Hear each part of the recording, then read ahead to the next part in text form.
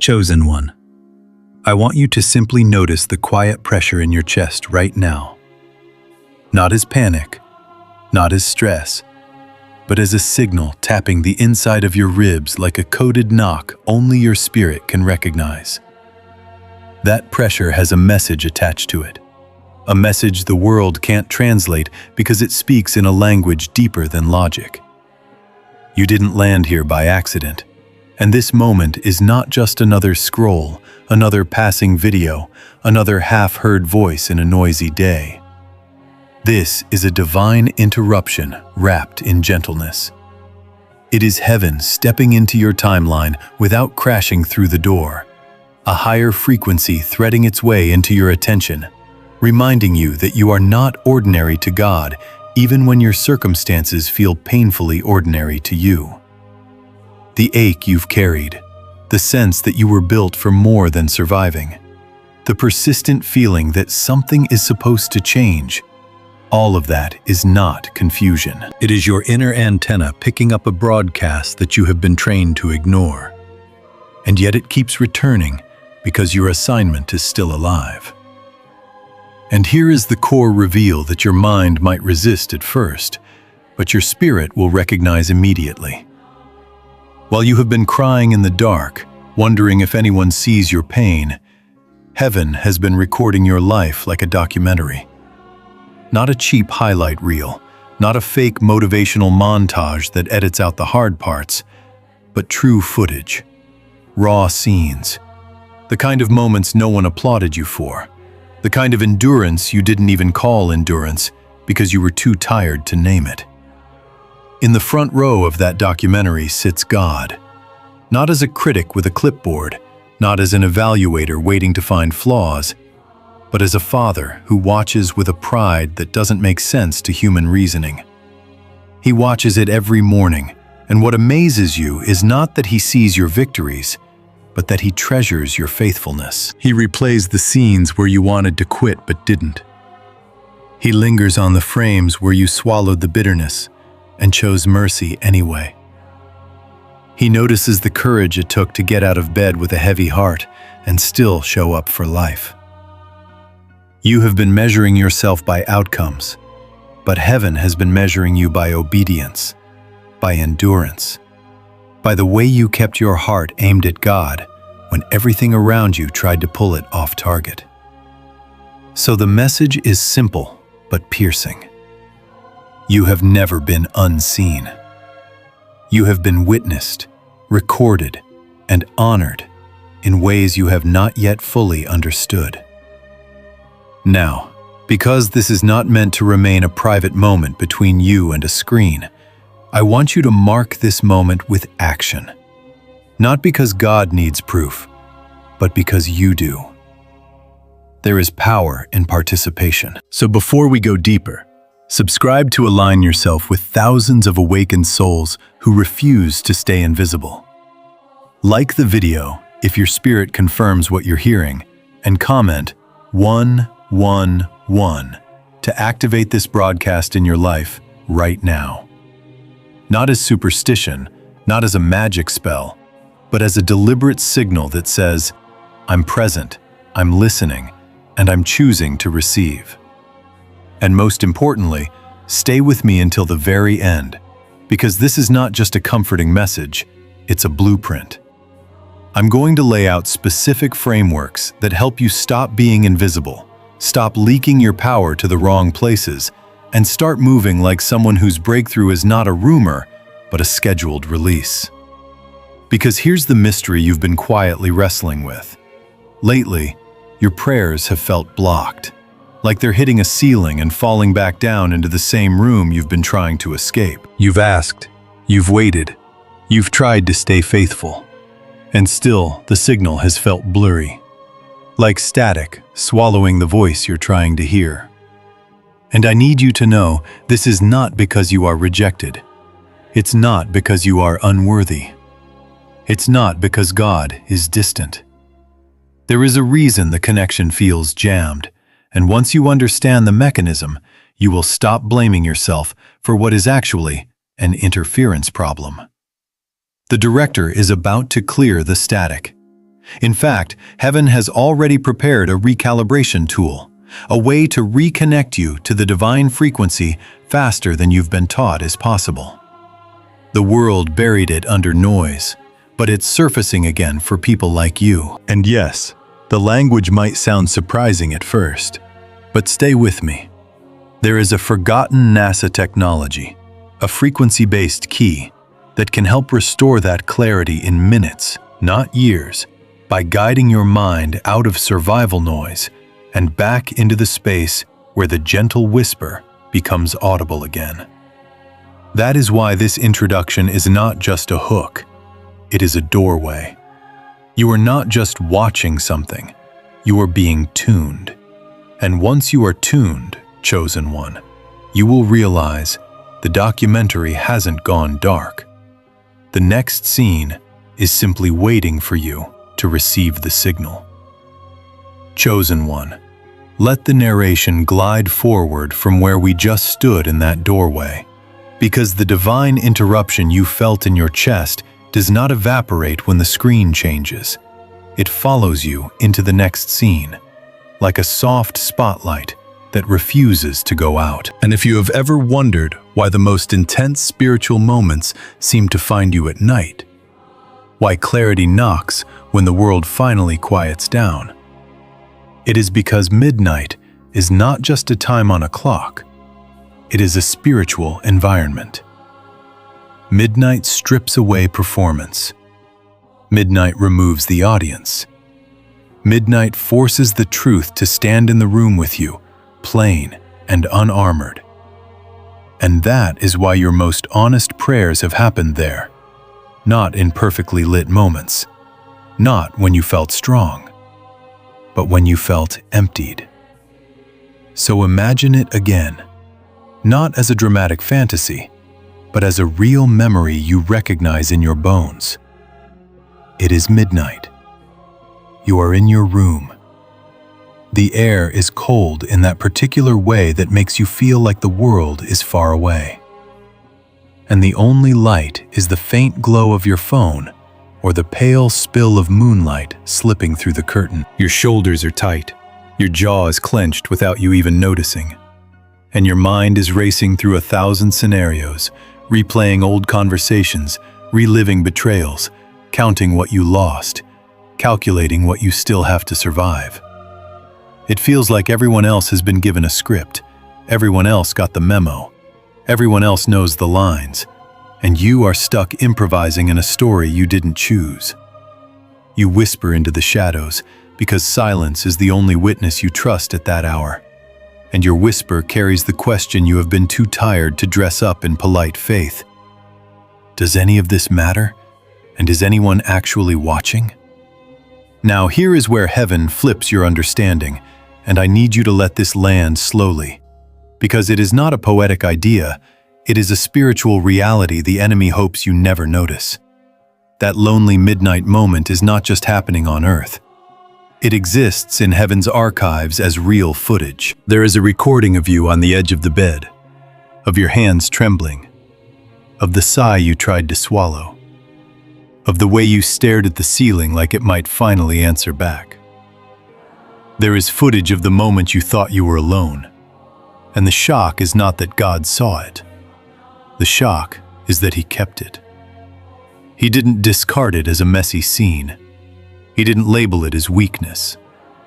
He didn't fast forward through your tears the way humans fast forward through discomfort. He archived it because it mattered to Him. And this is where Psalm 139:16 stops being a verse you quote and becomes evidence you stand on. Your eyes saw my unformed body. All the days ordained for me were written in your book before one of them came to be. That line is not just comforting. It is a legal statement in the courts of heaven. It means your story was not discovered late. It was not improvised after your pain showed up. It was written before your first breath. And the camera did not begin rolling when you finally got your life together. It began rolling while you were still unformed. The original Hebrew word for unformed body is golem, and that word is not flattering in the way humans like flattery. Golem speaks of unfinished substance, raw clay, a blurry image on a film reel that hasn't sharpened yet. Something real, but not fully defined. That is you before you had a name for your calling, before you understood your gift, before you learned how to pray in sentences that sounded strong. God saw you as a golem and still called you worth recording. And the reason that detail matters, chosen one, is because it exposes the lie you have been living under. The lie says you must become perfect before you are seen.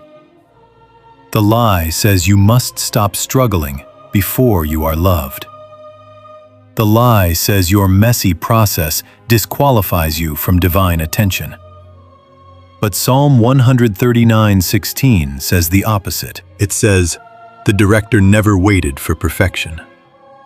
The director never sat with crossed arms demanding that you deliver a clean performance before he pressed record.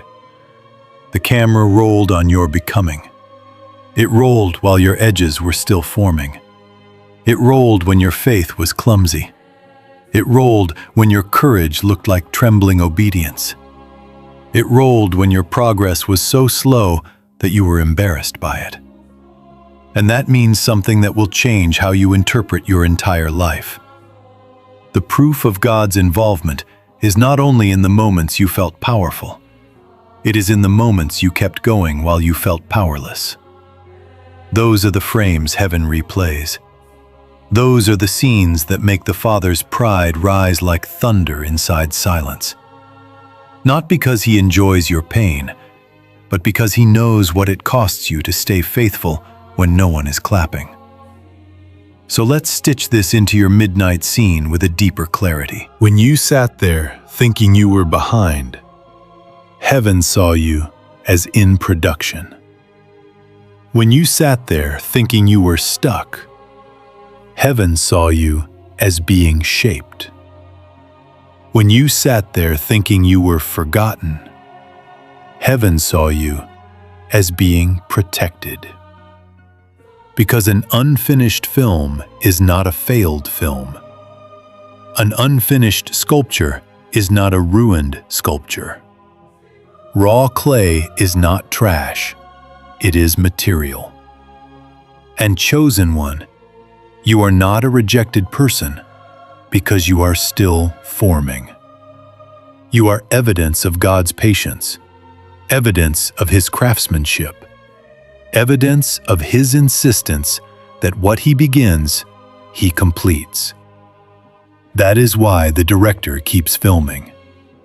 He is documenting transformation, and transformation requires time, pressure, heat, reshaping, and sometimes the loneliness of midnight, where the real work can happen without interruption.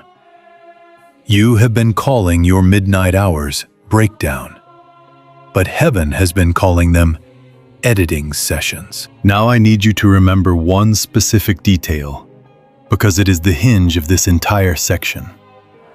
The documentary does not celebrate you only when you win. It celebrates you when you refuse to quit. Every time you chose to keep going when quitting felt logical, that was a high-definition shot of divine courage. Not cinematic courage that looks good on posters, but real courage that looks like waking up tired and still doing what is right. Looks like being disappointed and still praying. Looks like being betrayed and still choosing not to become bitter.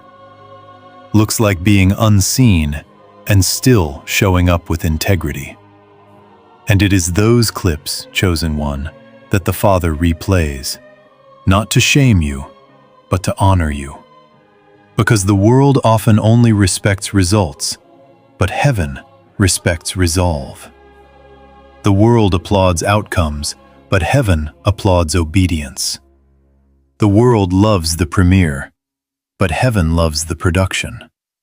Because production is where the real cost is paid. And here is where your identity begins to shift without you forcing it. You are not auditioning for God's attention. You are not trying to earn a role in a story that might reject you. You are already in the film. You have been in the film. You were in it before you could even name yourself. The director has not been watching your life like a critic looking for mistakes, but like a father watching a masterpiece emerge from chaos, watching the clay turn into form, watching the blurry reel sharpen frame by frame. That is why the enemy fights your midnight hours so aggressively. Because if you ever realize what midnight truly is, you will stop interpreting it as evidence of abandonment. You will start recognizing it as the hour where God is closest, where your spirit is most honest, where the noise thins out, where the divine script can be heard beneath the static. And once you know that, you stop collapsing under the feeling of being alone, and you start standing in the awareness of being witnessed. So take this with you as we move forward into the next part of the story. Your midnight scene was never wasted footage. It was never a deleted scene. It was never a shameful outtake. It was a recorded moment in heaven's archives, proof that you are seen at your lowest, that your process is documented, that your becoming matters. And if God was willing to record you as a golem, as raw clay, as unfinished substance, then you can stop demanding instant perfection from yourself. You can stop treating your slow growth like a failure. You can stop disqualifying your own journey. Because the director is not embarrassed by your process. He is invested in it. He is filming it. And he is proud of you in ways your tired mind cannot yet fully comprehend. Chosen one. Let us step carefully into what feels like the most confusing chapter of your journey.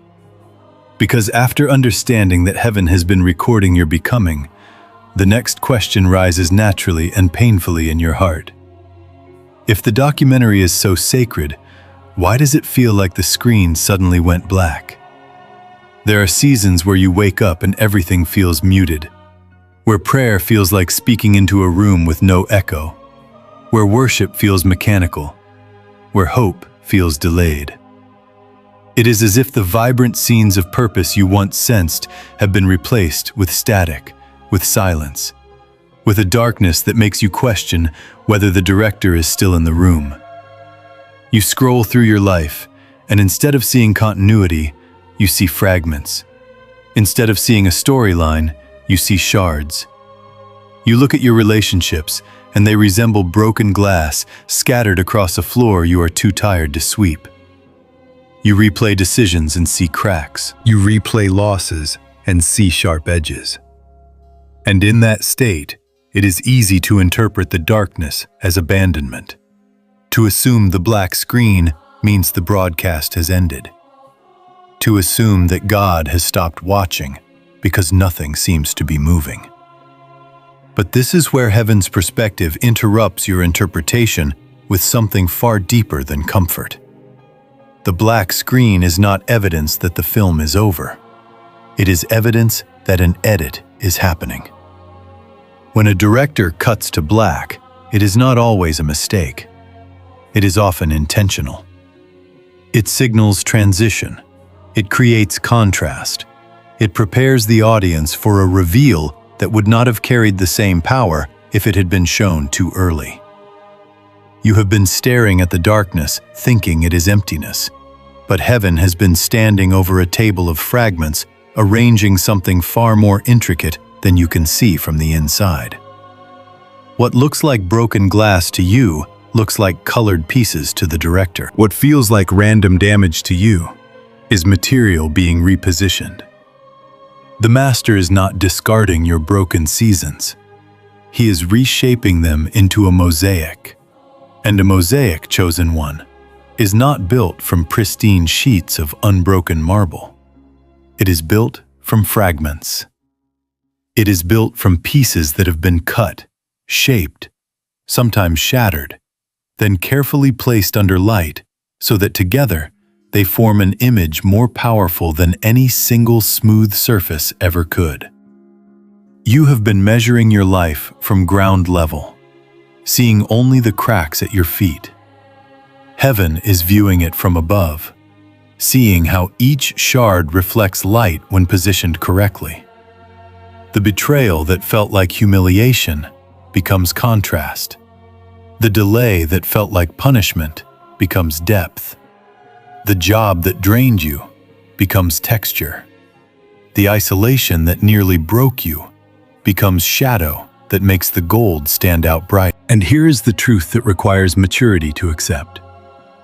Some of the people who left your life were not removed because you failed. They were cut because they were distorting the composition. When a director edits a scene, he does not keep footage that ruins the final frame simply because it was emotionally intense. He removes what disrupts the clarity of the masterpiece. So what you labeled as rejection may have been refinement. What you labeled as loss may have been positioning. What you labeled as silence may have been sacred editing in darkness, where the final image is assembled away from public view. Now, instead of leaving this as a poetic metaphor, I want to anchor it in something practical. Because transformation does not happen through inspiration alone. It happens through reinterpreting your own story. This is where the 3-scene review becomes more than an idea. It becomes a spiritual recalibration exercise. Right now, without moving your body, allow your mind to revisit the most painful moment of the last month. Do not rush past it. See where you were. Notice your posture. Notice what you felt in your chest. Notice what you believed in that moment. Now, here is the shift. Instead of watching it from inside your pain, imagine you are seeing it from above. Imagine a camera angle widening. Imagine light entering the frame. Imagine angels positioned around you not as spectators of your failure, but as witnesses of your resilience. See yourself again, but this time, recognize that you did not collapse permanently. You did not surrender your identity. You did not abandon your faith entirely. Even if you cried, even if you doubted, you are still here. That scene is not proof of abandonment, it is proof of endurance. Now move to a second scene, perhaps one that carries resentment. The morning you woke up and questioned God directly. The day you compared yourself to someone else and felt invisible. Instead of condemning that version of you, observe the honesty. Observe the fact that you were still speaking to God even in frustration. That is not rebellion. That is relationship. The black screen did not mean you stopped caring. It meant you were in the tension between what you expected and what was unfolding. And tension is what gives stories power. Without tension, there is no transformation. Without pressure, there is no diamond. Without darkness, there is no contrast. Now move to a third scene, one that may not have felt dramatic at all. A small decision to do the right thing when no one would have noticed if you did not. A quiet act of integrity. A moment where you chose not to respond in bitterness. That scene may have seemed insignificant to you, but from heaven's vantage point, it glows. That is a mosaic tile catching light. That is evidence that the masterpiece is forming even when the larger image is still unclear. When you complete the 3-scene review, something subtle begins to shift inside you. You stop interpreting your life as a sequence of disconnected disasters and begin recognizing it as an intentional assembly. You stop asking, "Why is everything breaking?" and begin asking, "How is this being arranged?" That question alone moves you from despair to participation. It moves you from passive suffering to conscious alignment. And that is the hidden power of the Mosaic perspective. It restores agency without denying pain. It does not pretend the glass was never sharp. It simply refuses to believe the sharpness was pointless. So if the screen feels black today, do not panic. Editing happens in darkness. Masterpieces are assembled away from applause. The director has not left the set. He is adjusting angles, refining light, cutting what distorts, aligning what remains. And one day soon, when the spotlight hits the finished image, you will look back at the black screen and realize it was not absence. It was preparation. It was the sacred pause before revelation. Chosen one, after standing in the Mosaic perspective and realizing that your broken pieces are being arranged rather than discarded, the next transformation must happen at the level of identity. Because even if the director is editing your story beautifully, it will not change your experience until you stop seeing yourself as a victim trapped in the frame and begin recognizing yourself as the protagonist entrusted with the narrative. This is not motivational language designed to inflate ego.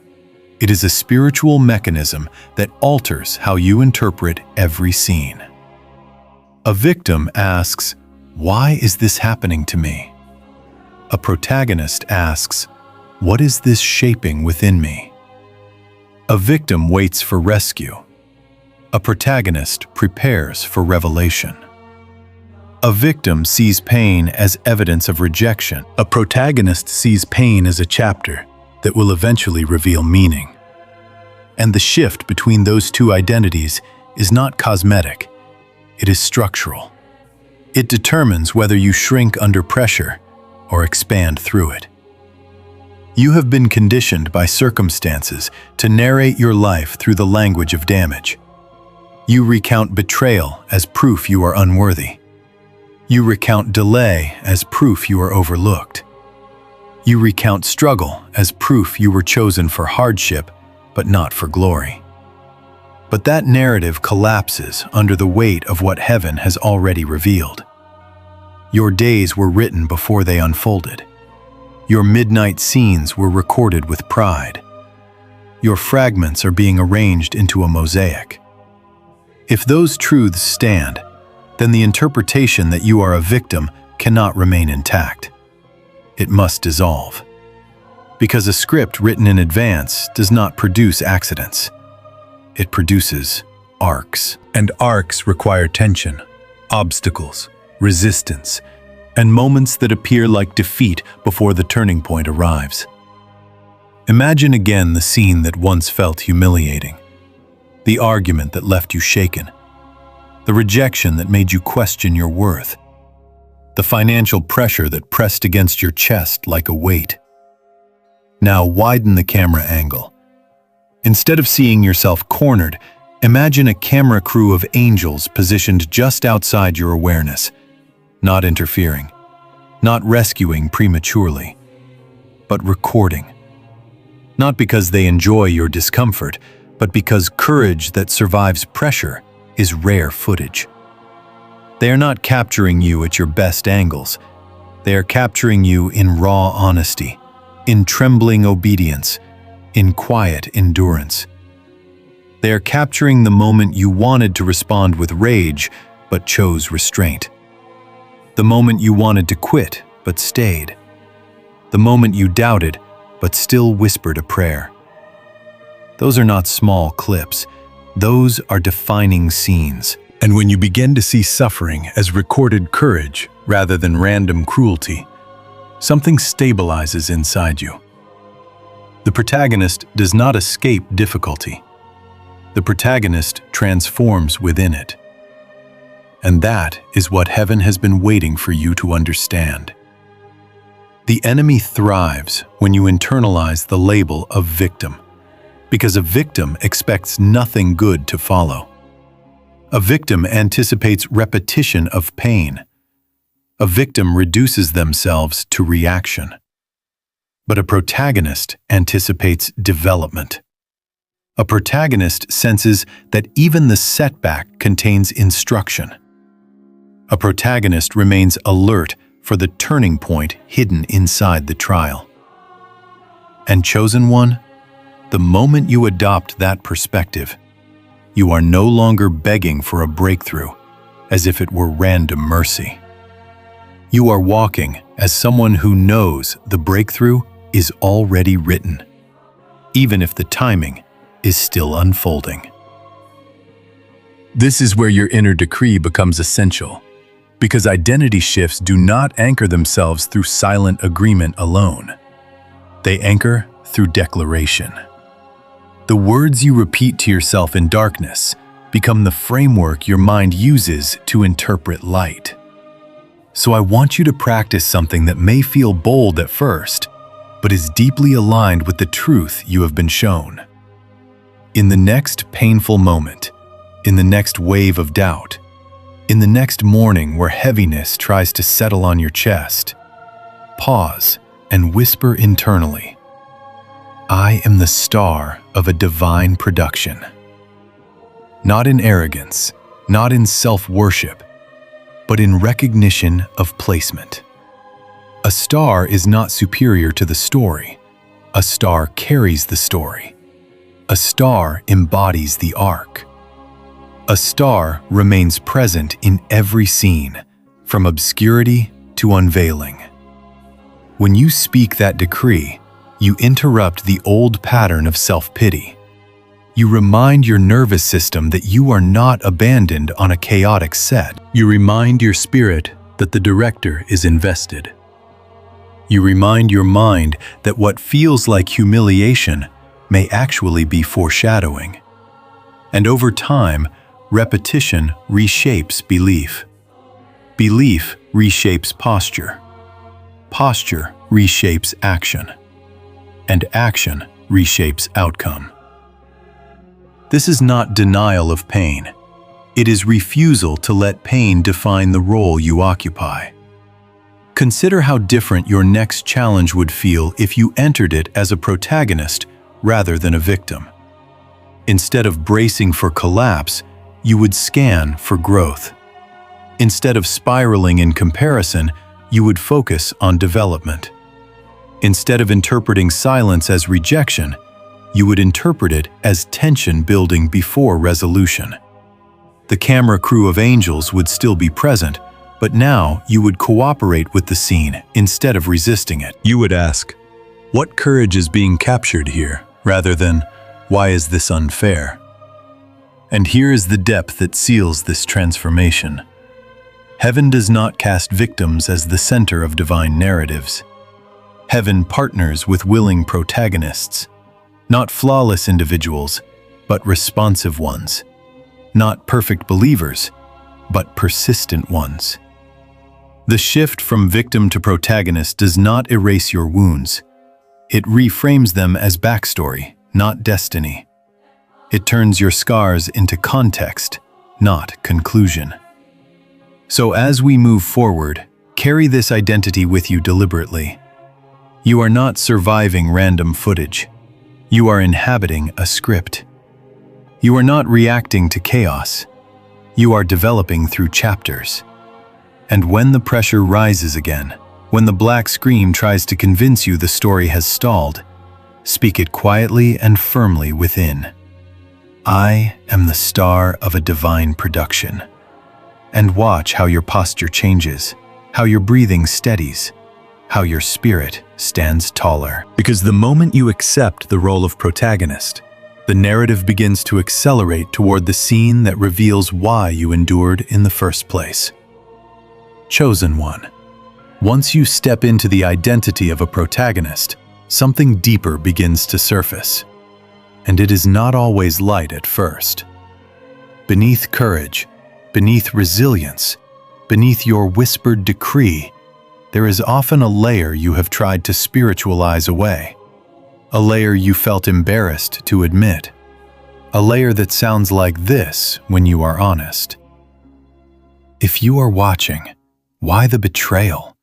Why the bills? Why the doors that closed without explanation? You can declare that you are the star of a divine production and still wake up some mornings with a tightness in your chest that feels dangerously close to resentment. You can understand the mosaic and still feel cut by the glass. This does not make you weak. It makes you human, navigating tension between promise and process. The resentment layer is subtle because it often hides beneath spiritual language. You pray, but part of you is exhausted. You worship, but part of you is questioning. You smile publicly, but privately you are calculating what it has cost you to remain faithful. There are moments when you look at the ceiling and think, if I am chosen, why am I the one stretched thin while others who compromise seem to thrive? If the documentary is so glorious, why do some scenes feel humiliating? If heaven applauds my endurance, why does my bank account not reflect the applause? These are not blasphemous thoughts. They are honest friction between expectation and unfolding. And the danger is not that you feel them. The danger is when you misinterpret them as spiritual failure. Anger, when misunderstood, becomes shame.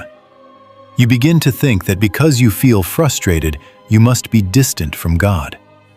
Because you feel resentment, you must have disqualified yourself. But what if the anger is not proof that you are broken, but proof that you are operating on a noisy frequency? When a radio station is distorted, the problem is not that the music has ceased to exist. The problem is interference. Static does not mean silence at the source. It means the receiver is overwhelmed. And chosen one, you have been living in survival mode for longer than you admit. Bills, expectations, disappointments, comparisons, social noise, digital noise, emotional noise. All of it layering on top of your nervous system until your internal antenna is vibrating at what scientists call beta frequency, the frequency of urgency and alertness. In beta, everything feels loud. Everything feels urgent. Everything feels like it demands immediate resolution.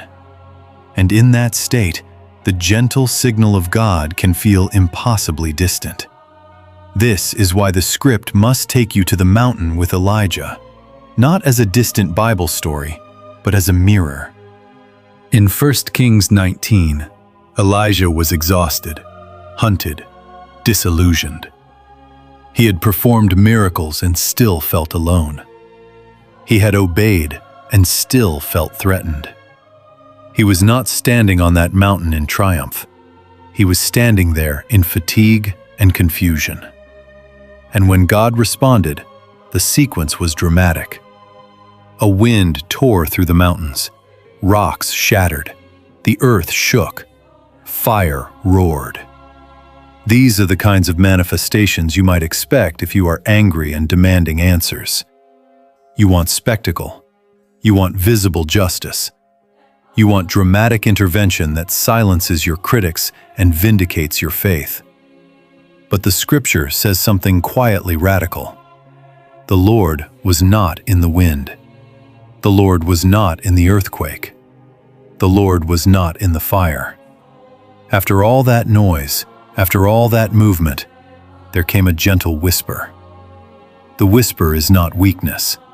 The whisper is precision. The whisper requires stillness to perceive. And here is the confrontation for your resentment layer. You have been waiting for God to answer you in the volume of your frustration. But His signal is calibrated to the stillness beneath it. He does not compete with the noise. He waits for it to settle. Not because He is passive, but because the whisper carries clarity that spectacle cannot. Spectacle overwhelms the senses. The whisper anchors the spirit. When you feel resentment rising, instead of condemning yourself, recognize it as evidence that your frequency is saturated. Your nervous system is tired.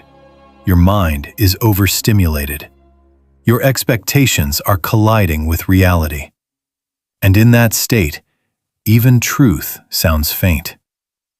The solution is not to suppress your anger. It is to lower the volume of the noise, to step away from comparison for a moment, to step away from scrolling, to step away from rehearsing conversations in your head, to sit in silence, not as punishment, but as recalibration. Because the same God who recorded your midnight tears is still speaking. But his voice does not roar over chaos. It weaves through quiet. There is something profoundly humbling about realizing that your frustration does not disqualify you. Elijah felt alone. He questioned. He feared. And yet, God met him not with condemnation, but with instruction, wrapped in gentleness. The whisper did not shame him. It redirected him. And that is what the gentle whisper signal is meant to do for you. It does not deny the betrayal. It does not ignore the bills. It does not pretend the injustice is invisible. It simply reminds you that resolution does not always arrive in explosions. Sometimes it arrives in a subtle shift in perspective, a small idea, a calm decision, a door that opens quietly rather than dramatically. So, when resentment surfaces again, and it will, do not panic. Do not label yourself ungrateful. Pause. Breathe. Recognize the noise. Then, deliberately lower it. Close your eyes if you need to. Slow your breathing. And whisper back to heaven, not in accusation, but in surrender. Speak in the stillness. Teach me to hear the whisper beneath the wind, because, chosen one, the signal has not stopped. The director has not abandoned the set. The voice you seek is not absent.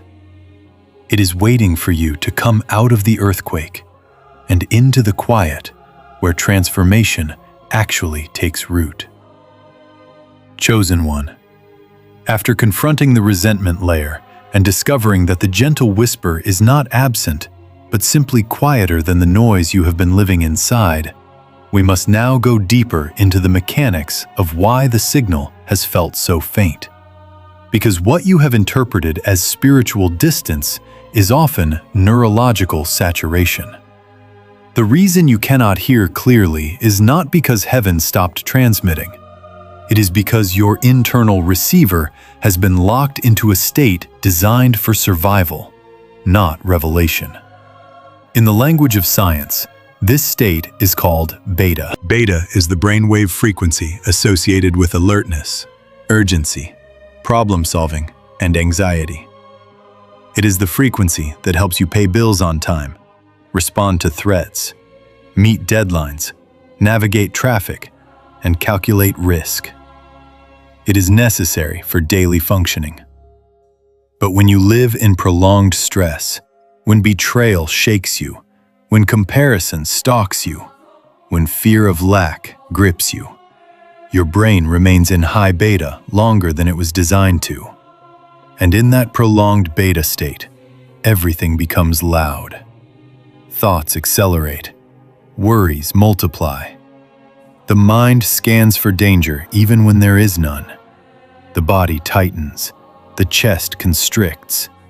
And in that environment, the gentle whisper of God feels almost impossible to perceive. Beta is not evil, it is useful, but it was never meant to be your permanent home. It is the earthquake and the fire that Elijah witnessed on the mountain, powerful, but not the place where the Lord's voice was revealed. When you are stuck in beta, you interpret silence as abandonment because your nervous system demands stimulation. You interpret delay as rejection because your mind wants immediate resolution. You interpret stillness as emptiness because you have forgotten how to rest in quiet without panic. And so you begin to conclude that your antenna is broken, that your spiritual sensitivity has faded, That perhaps you once had something special, but it slipped away under the weight of adulthood. But chosen one, what if the antenna is not broken? What if it is simply tuned to the wrong frequency? There is another state, quieter, slower, deeper. Scientists call it theta. Theta is the brainwave pattern associated with creativity, intuition, imagination, and deep inner awareness. It is present in moments of meditation, in the threshold between waking and sleep, in deep prayer, in the flow state where ideas arrive effortlessly.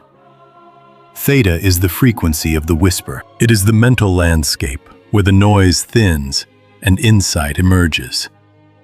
It is not passive. It is profoundly receptive. And spiritually speaking, it is the space where heaven edits your life. It is where clarity surfaces, not through force, but through alignment. It is where downloads feel natural rather than strained. It is where direction arrives, not as panic, but as peace.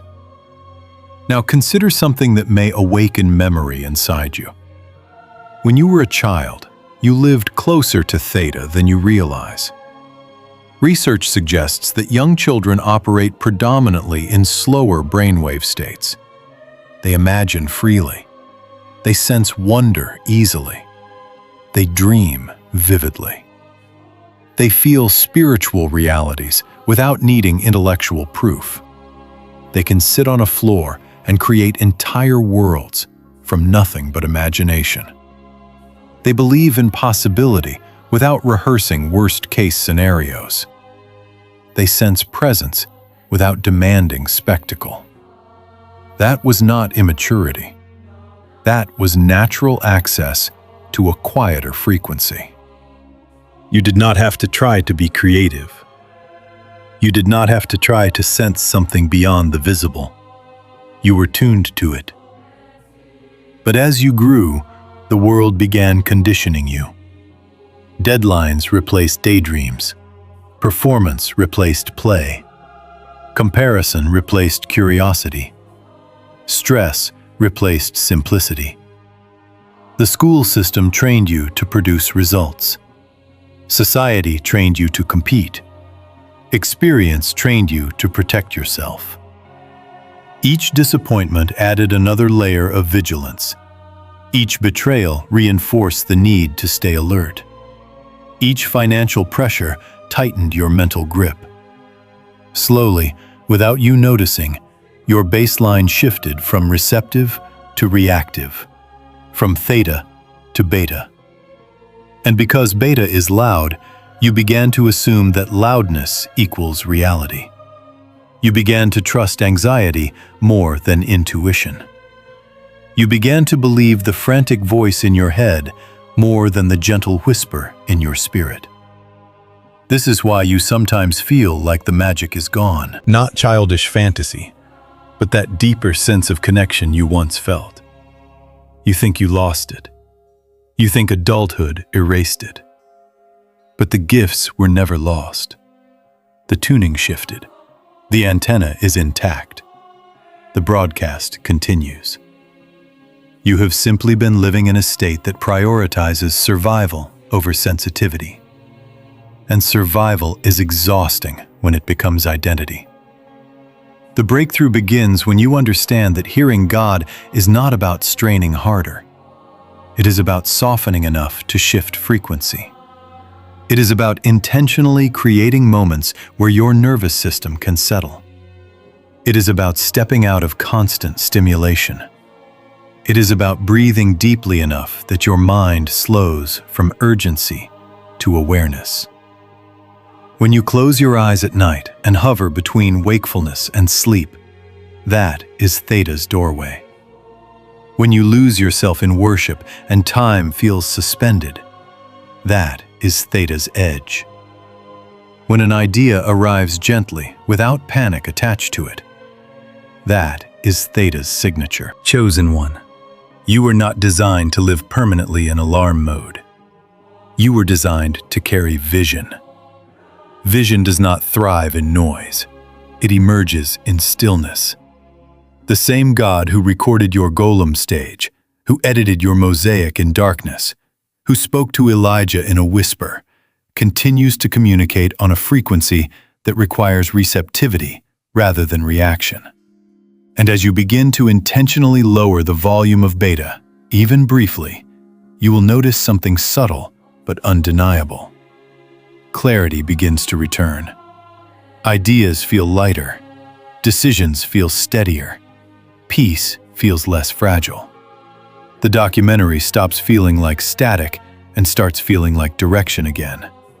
So do not label yourself spiritually dull because you have been overwhelmed. Do not assume your gifts disappeared because adulthood grew loud. The childlike access was never erased. It was covered. And what is covered can be uncovered. What is misaligned can be retuned. The whisper state is not reserved for mystics in caves. It is accessible to you. Here, now, as you relearn how to quiet the earthquake long enough to hear the editor of your life guiding the next scene. Chosen one. Now that you understand the difference between living in survival noise and living in the whisper state, the next step is not mystical exaggeration, but practical recalibration. Because insight without application leaves you inspired, but unchanged. When we speak about tuning from beta into theta, this is not poetic language alone. It is neurological reality. The brain operates through electrical rhythms, and those rhythms can be influenced.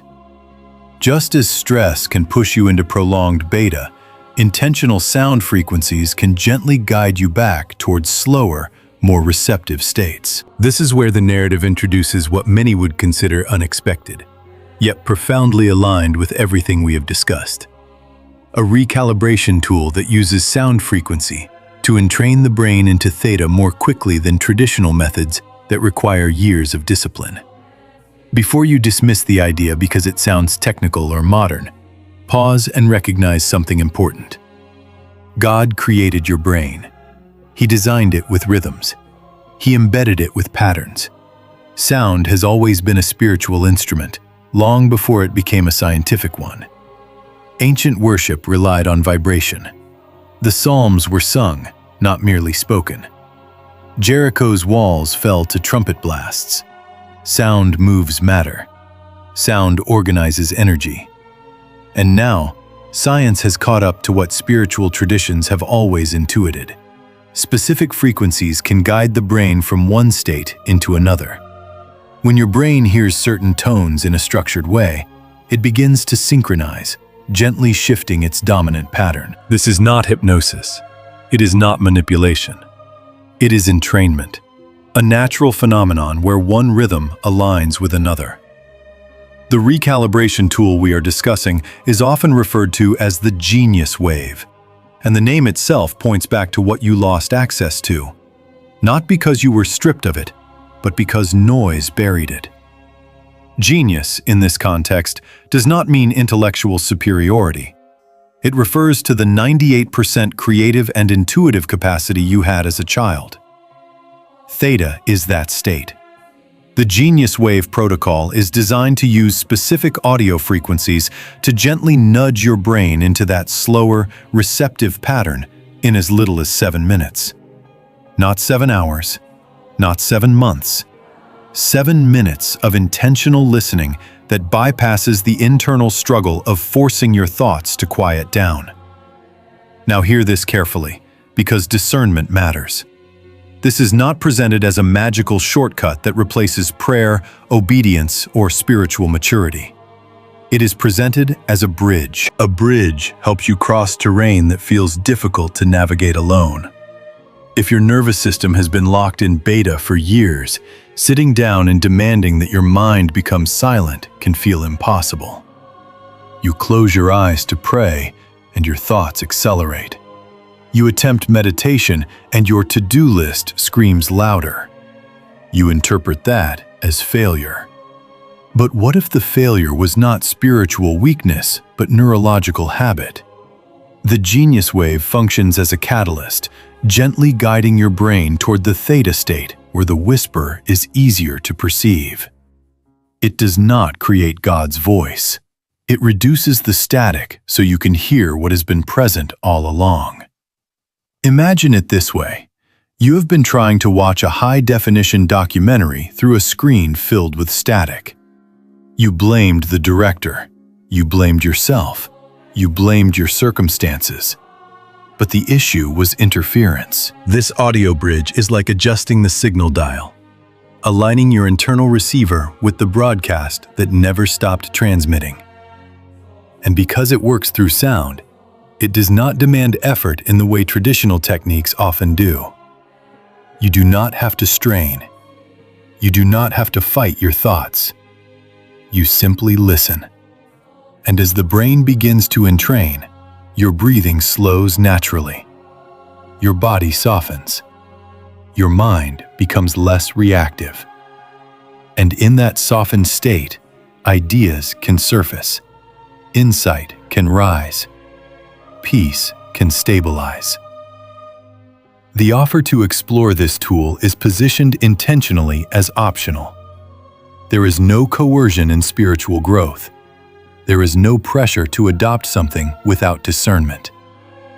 If your spirit feels curious, information is available in the pinned comment.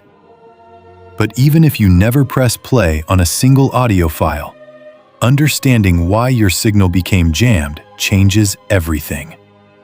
You stop condemning yourself for struggling to focus. You stop interpreting distraction as distance from God. You recognize that prolonged stress shaped your neural patterns, and that patterns can be reshaped. What matters most is not the tool itself, but the revelation that your inability to hear clearly was not moral failure. It was frequency misalignment. And once you grasp that, hope returns, because misalignment can be corrected. A radio can be retuned. A nervous system can be regulated. A mind can relearn how to rest. The Genius Wave protocol simply accelerates that shift by working with the design God already embedded in your brain. It does not insert something foreign. It activates what is natural. Chosen one, the reason we linger here is because you cannot step fully into your next scene while trapped in chronic survival mode. The director may be editing beautifully, but if you remain locked in static, you will misinterpret every cue. So whether you explore the audio bridge or simply begin practicing intentional stillness, understand this truth deeply. Heaven's signal has not weakened. Your antenna is not broken. You were not rejected. You were overwhelmed. And now you are learning how to recalibrate. 7 minutes of intentional listening can become 7 minutes of restoration. 7 minutes of slowing down can become the doorway to clarity. And clarity is what transforms a silent tragedy into a premiere that reflects the masterpiece you were always meant to embody. Chosen one, as your signal begins to clear and your inner frequency steadies, you will inevitably notice another shift unfolding around you. And it may not feel gentle at first. Relationships begin to change. Conversations feel misaligned. Invitations fall away. People who once occupied daily space in your life begin to drift, sometimes quietly, sometimes abruptly. And if you are not anchored in the Mosaic perspective, you will interpret these exits as rejection, as failure, as proof that something is wrong with you. But when you understand divine editing, you begin to see subtraction differently. A director does not keep every actor in every scene. Background characters serve a purpose, but when the story evolves, some must exit so the central narrative remains clear. Divine editing is not cruelty. It is protection of the production. You have been grieving people who were never assigned to your next chapter. You have been trying to revive connections that were only meant for a previous scene. And the pain of that realization is real. It feels personal. It feels destabilizing. But look again through the lens of the documentary. If a background actor refuses to follow the script, if their presence distorts the scene, if their energy disrupts your clarity, the director does not negotiate endlessly. He edits. He removes. He refocuses the frame.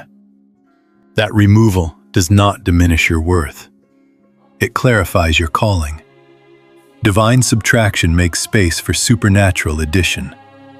It preserves the integrity of the masterpiece. This is why the three-circle rule becomes essential as your life transitions from survival to intention. Without structure, even a protagonist can sabotage their own storyline by oversharing sacred content with unprepared audiences. Imagine three circles surrounding you right now, not as walls of isolation, but as layers of stewardship. The first circle, the innermost, is reserved for you and God alone. This is the space of raw downloads, fragile dreams, unformed visions, whispered strategies that have not yet stabilized. These are not ideas for debate. They are seeds. And seeds do not need exposure. They need soil. If you uproot a seed repeatedly to show others its growth, it will never root deeply enough to bear fruit. Circle 1 is where you protect what heaven entrusts to you until it manifests. Silence in this circle is not secrecy. It is cultivation. The second circle is smaller than most people expect. It contains 1 to 3 individuals who do not compete with your vision, but protect it. They pray for you rather than question you. They challenge you with integrity rather than insecurity. They guard your confidence instead of leaking it. These are not acquaintances. They are covenant allies. They do not need every detail, but they carry enough maturity to stand watch over your assignment without sabotaging it. Circle 2 is not about popularity. It is about alignment. The third circle contains everyone else. Friends, co-workers, extended family, social connections, digital audiences. This circle is not evil. It is simply not authorized to access your inner blueprint. They are the results-only audience. They see the premiere. They do not sit in the editing room. They witness the launch. They are not consulted on the draft. When you confuse Circle 3 with Circle 1, you expose sacred scenes to commentary that can distort your perception. You invite doubt into what was meant to remain incubated. Oversharing fragile visions invites premature opinions, and premature opinions often delay the premiere. Consider how many times you felt deflated after sharing an idea too early. You spoke it out of excitement, but instead of affirmation, you received skepticism. Instead of encouragement, you received caution, rooted in someone else's fear. And because the vision was still forming, their doubt felt heavier than it should have. That is not because they were malicious. It is because you revealed a sacred draft to an unassigned critic. Divine editing protects against this by restructuring your relational boundaries. It teaches you to steward revelation with wisdom. Chosen one, part of maturity is recognizing that not everyone deserves backstage access to your life. Not because you are superior, but because your assignment requires focus. When people leave unexpectedly, ask yourself whether their exit is actually clearing the stage. When invitations fade, consider whether they were distractions from the central narrative. When you feel isolated, examine whether the isolation is refining your clarity rather than punishing your existence. Divine editing is not about shrinking your world. It is about sharpening it. It reduces noise. It removes actors who would improvise against the script. It narrows access so that the vision can strengthen without interference. And when the premiere finally arrives, those in Circle 3 will see results they never knew were incubating. They will witness acceleration that appears sudden, unaware of the silent cultivation that preceded it. So if people have walked away recently, resist the instinct to chase. Resist the urge to over-explain your growth. Resist the temptation to drag former actors into a scene they were not cast for. Trust the edit. Protect Circle 1 fiercely. Guard Circle 2 wisely. Maintain healthy boundaries with Circle 3 confidently. Because the more intentional your relational structure becomes, the clearer your production will unfold. And clarity is what transforms a chaotic set into a masterpiece ready for release. Chosen one. As divine editing clarifies your circles and recalibration restores your frequency, the next revelation rises with authority rather than emotion. Because restoration is not wishful thinking, it is law. Joel 2:25 is not poetic comfort alone, it is a legal declaration. I will restore to you the years that the locust has eaten. And in the original Hebrew, the word restore is shalom, which carries the weight of completion, repayment, wholeness, even overpayment. This is not God handing you back fragments of what was lost. This is God completing what was interrupted and adding interest to the delay. In legal terms, when compensation is granted, it accounts for damages and time. Heaven does not calculate loss the way humans do. If 5 years were devoured by confusion, betrayal, stagnation, or misalignment, the promise is not simply 5 years returned. It is fullness compressed into what remains. That is why acceleration will look irrational to observers. When restoration activates, it does not unfold at the same speed as loss. Loss feels slow and draining. Restoration feels sudden and multiplying. Doors open that you did not knock on. Opportunities align without excessive striving. Connections form without manipulation. To those watching from Circle 3, it will seem abrupt, as if you skipped steps. But heaven counts preparation differently. What looked like inactivity was incubation. What looked like delay was development. And when the appointed moment arrives, blessing can compress years into seasons that defy logic. Yet as restoration approaches, resistance intensifies. The enemy does not fear your struggle as much as he fears your clarity. So 3 specific signal saboteurs tend to appear when momentum begins to shift. The first is the comparison assault. You will see others advancing and feel the whisper that you are behind. The enemy will try to convince you that God forgot your file, that your documentary stalled while others premiered. But comparison distorts perspective. It pulls you back into beta noise. It tempts you to measure your process against someone else's timing. The second attack arrives dressed as opportunity. Financial temptation appears as relief, but requires compromise. It promises quick security at the cost of your integrity. It looks like an open door, but subtly asks you to betray principles that defined your endurance. Restoration does not demand compromise. It aligns with obedience. If an offer pressures you to abandon your values to survive, it is not acceleration. It is distraction. The third attack is isolation pressure. When loneliness intensifies, you may feel tempted to return to what God already edited out. Toxic connections can appear comforting when you are tired. Familiar dysfunction can feel easier than uncertain growth. But returning to old actors delays the premiere. Divine subtraction was intentional. Re-inviting what was removed disrupts the clarity you fought to regain. Against these assaults stands a counterweapon more powerful than argument.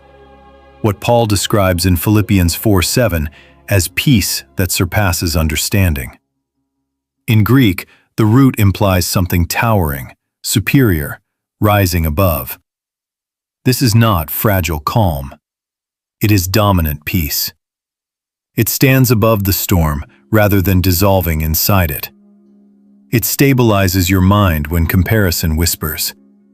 It anchors your integrity when temptation offers shortcuts. It steadies your heart when isolation presses hard. Chosen one, restoration law is active. Acceleration is real. Resistance will surface. But superior peace towers higher. And when peace stands above the noise, you remain aligned with the script, steady through the storm, and positioned for the overpayment heaven has already authorized.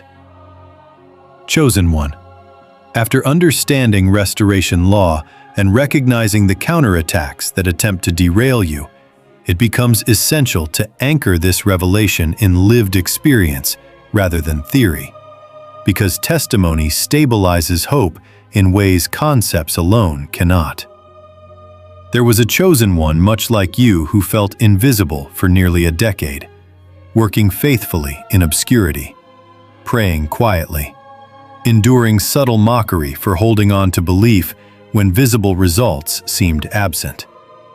She passed the test of being overlooked without allowing bitterness to define her. When she began recalibrating her frequency intentionally, lowering the noise, guarding her circles, and sitting in stillness rather than striving, something shifted internally before it shifted externally. In a dream vivid enough to feel like a direct download, she received an idea so specific and so aligned with her gifts that she woke up with clarity instead of confusion. She did not broadcast it. She applied the 3-circle rule. She built in silence. And within weeks, a door opened she had not knocked on, a connection that validated what had been incubating privately. Her acceleration did not look random. It looked prepared. This introduces the 40-day pattern, not as superstition, but as a biblical rhythm of transition and tangible shift. 40 days marked transformation for Noah, for Moses, for Elijah, for Yeshua in the wilderness.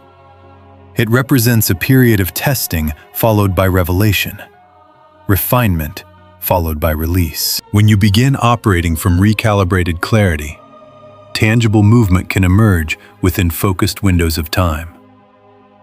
Not because you manipulate heaven, but because alignment shortens delay. Now, before we move forward, I want you to engage in a visualization ritual that seals this truth within you. Close your eyes for a moment in your mind's eye and picture God holding the massive film reel of your life. See Him smiling, not critically, but proudly. Watch as He takes the scissors of heaven and gently cuts out scenes that carried shame, betrayal, loss. Observe Him replacing those frames with gold and light, not erasing your history, but redeeming it, restoring it, completing it. Feel the shift as the reel becomes radiant rather than heavy. If you sense even a subtle confirmation inside your spirit, mark this moment publicly. Comment, "I am ready," as a declaration that you accept your new script, your recalibrated frequency, your upcoming shift. Because acceptance activates participation, and participation accelerates manifestation. Chosen one, everything we have walked through now converges into a single decisive moment. Because revelation without activation remains theory, and you were not brought this far to remain theoretical. This is where ordinary prayer shifts into commissioning. I want you, even if only in your imagination, to stand to your feet. Not as performance, not as ritual for ritual's sake, but as a physical signal that something within you is moving from passive listening to intentional alignment. When you stand, your posture changes. Your breathing deepens. Your nervous system receives the message that this is not casual reflection. This is activation. You are not just receiving comfort. You are stepping into assignment. Now begin to declare internally with authority what has already been revealed. Seal the 3-circle rule over your life, guarding what is sacred, protecting what is forming. Seal the restoration promise of Joel, that what was lost will not merely return, but complete itself with interest. Seal superior peace over your mind, that towering peace that rises above comparison, temptation, and isolation. Declare protection from sabotage, from the signal saboteurs who attempt to distort your clarity. Speak these not as wishes, but as alignment with what heaven has already authorized. As you stand, envision prophetic outcomes not as fantasy, but as consequence of alignment. Debt canceled not only financially, but emotionally. Doors opened not through manipulation, but through orchestration. Connections formed not through striving, but through timing. See yourself moving from waiting room to throne room, from obscurity to intentional visibility, from surviving to stewarding influence responsibly. And now the final question settles with weight. Will you carry the promotion faithfully? Will you remain obedient in acceleration the way you were faithful in delay? This is not a rhetorical question. Answer it aloud if you can. Say, yes, I am ready. Let your own voice hear your commitment. Then pause. Do not rush. Sit in silence for 60 seconds. Feel the frequency settle. Feel the calm expand. Allow the activation to root deeper than emotion. And when you sense completion, whisper, Amen. Not as an ending, but as agreement with the new chapter unfolding. Chosen one, as this moment settles and the silence after your Amen lingers in the air, understand that you are not stepping away from a video. You are stepping out of a waiting room. The prayer was not symbolic comfort. It was reassignment. You entered this encounter feeling overlooked, static-bound, uncertain whether the signal was still reaching you. You leave it tuned. You leave it aware that the interference was never abandonment. You leave it conscious that your frequency can be recalibrated, your circles protected, your peace fortified. You are no longer invisible, because you now understand that heaven has been recording every unseen act of endurance. You are no longer confused by the black screen, because you recognize the sacred edit happening behind it. You are no longer reacting as a victim, because you have accepted your role as protagonist. And a protagonist does not wander aimlessly. A protagonist moves with purpose, even when the plot is still unfolding. Let this settle deeply. Your life is not random footage scattered without direction. It is edited purpose. Every subtraction clarified the frame. Every delay deepened the narrative. Every tear added texture. The director did not lose your file. He did not forget your name. He did not misplace your destiny. The next scenes are not improvised chaos. They are already being prepared for release. Doors are aligning before you see them. Conversations are forming before you hear them. Opportunities are organizing themselves in quiet rooms you have never entered. So carry this charge with maturity. Guard your frequency. Protect your inner circle. Choose superior peace when sabotage whispers. Remember the 40-day rhythm when impatience rises. And when doubt attempts to resurface, remind yourself that the documentary did not stall. It progressed into a new season. You are tuned, you are deployed.